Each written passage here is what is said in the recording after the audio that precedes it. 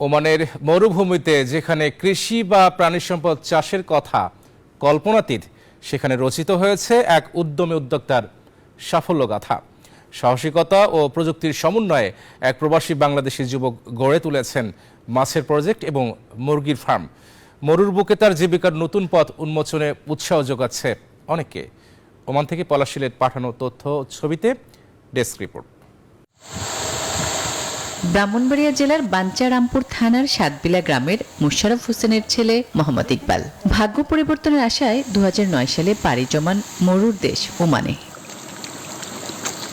চাকরি দিয়ে কর্মজীবন শুরু করলেও 2 বছর পর 2011 সালে তৈরি করেন নিজস্ব প্রতিষ্ঠান ইকবাল এসপিসি। এরপর একে একে তৈরি করেন building construction, building maintenance, tiles factory, মাছের ফার্ম ও মুরগির ফার্ম সহ 4টি প্রতিষ্ঠান। মাছ আর মুরগি চালু করছে এখানে। মাছ আর মুরগি আমার প্রতি মাসে আমার পোস্টিং আসতেছে 5 থেকে 6,000 দিয়ে। আরও 2-3 মাস পরে আরও 8 থেকে 9,000 দিয়ে প্রতি মাসে খরচ আসবে।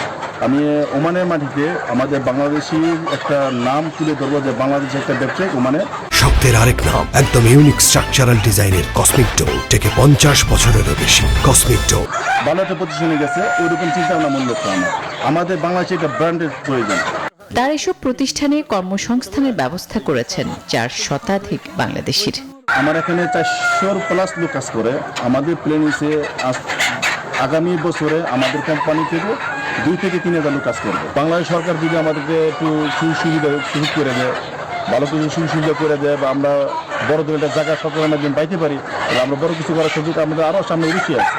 ওমানের এইসব ব্যবসার পাশাপাশি তিনি সামাজিক সংগঠনের সাথেও জড়িত।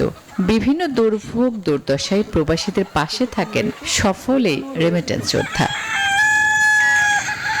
Desk report, news 24।